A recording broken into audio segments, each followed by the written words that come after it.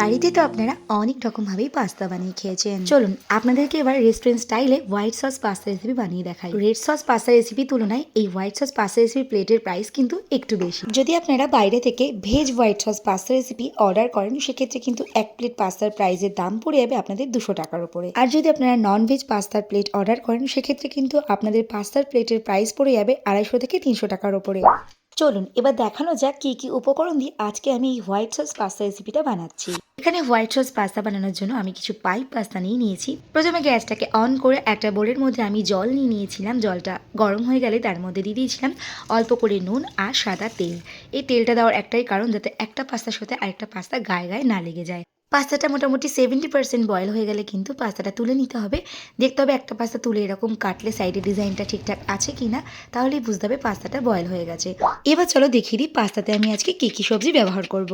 এখানে আমি গাজরটাকে ভালো মতো ছাড়িয়ে ধুয়ে এরকমভাবে কেটে নিয়েছি। এবার এখানে আমি বেল পেপার ব্যবহার করব। এখানে আমি রেড আর ইয়েলো কালারের বেল পেপার নিয়ে এসেছি। সাথে দেবো গ্রিন কালারের ক্যাপসিকাম। তো এই তিনটে ক্যাপসিকামকে কিন্তু আমি সুন্দর করে একই রকমভাবে এরকম স্কোয়ার স্কোয়ার করে কেটে নেব। তো প্রত্যেকটারই একই রকমভাবে মুখগুলোকে ছাড়িয়ে এরকমভাবে কেটে নিয়েছি। আর কিছু বেবিকর্ন এরকমভাবে কেটে দিয়ে দেবো। এখানে আমি নিয়ে নিয়েছি ব্রকলি। এটাকে আমি ভালো করে ধুয়ে কেটে নিয়েছি এরকমভাবে। তো ছোট ছোট করে কেটে নিলে খুব সুন্দর এগুলো গলে যায়। তারপরে দুটো লঙ্কা এরকম করে কেটে নিয়েছি। আর পেঁয়াজগুলো যেরকমভাবে চিলি চিকেনে দেন এরকমভাবে কিন্তু পেঁয়াজগুলো স্কোয়ার স্কোয়ার করে কেটে নিতে হবে। এখানে আমি কিন্তু দুটো পেঁয়াজ ইউজ করেছি।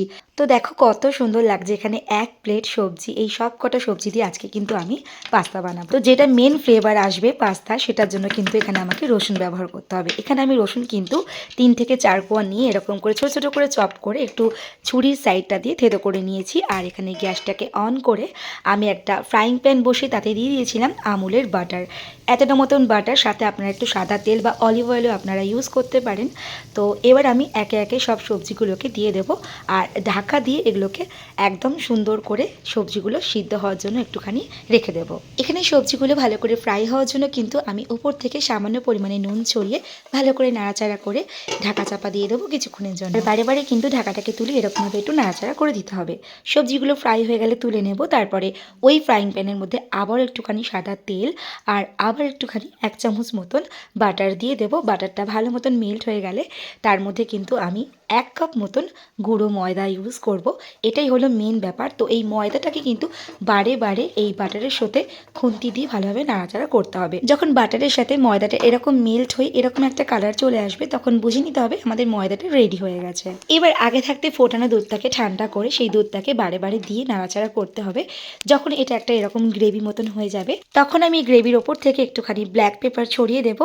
আর এখানে দেখো আমি আমুলের একটা চিজ নিয়েছি। তোমরা চাইলে এখানে মোরজেলা চিজও ইউজ করতে পারো। এবার সম্পূর্ণ চিজের সাথে এই গ্রেভিটাকে ভালো মতো নাড়াচাড়া করে এর ওপর থেকে আমি অরিগানো ছড়িয়ে দেব। এবার সম্পূর্ণ গ্রেভিটাকে ভালো করে নাড়াচাড়া করে আমি সেই ফ্রাই করা সবজিগুলোকে আবারও এর ওপর দিয়ে ভালো মতো নাড়াচাড়া করে দেব।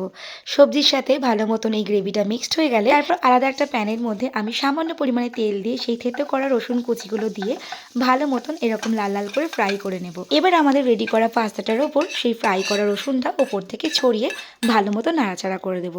মাথাতে রাখতে হবে এই রসুনটা কিন্তু ইম্পর্টেন্ট। রসুনটা দিলে কিন্তু আমাদের এই পাস্তার ফ্লেভারটা আরও অনেক সুন্দর বেরোবে। এবার নামানোর আগে ওপর থেকে আবার একটুখানি স্বাদ মতন নুন আর আবারও 2 চামচ মতন বাটার দিয়ে ভালো মতন আমি এটাকে নাড়াচাড়া করে নেব। আমাদের কিন্তু আজকের হোয়াইট সস পাস্তা রেডি হয়ে গেছে।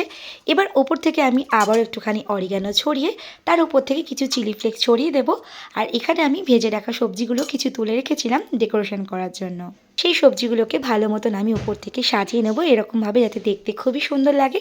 তাহলে তোমরাই বলো কেমন লাগলো আজকের আমাদের এই হোয়াইট সস পাস্তা রেসিপিটা। আর আপনাদের যে সকল পাস্তা লাভার বন্ধুরা রয়েছে তাদের সকলের সাথে কিন্তু এই রেসিপিটা শেয়ার করে দেবেন। তো শেষ করলাম আজকের ভিডিওটা। দেখা হবে আবার কোনো নতুন ভিডিওর সাথে। সকলে ভালো থাকবেন। Bye bye.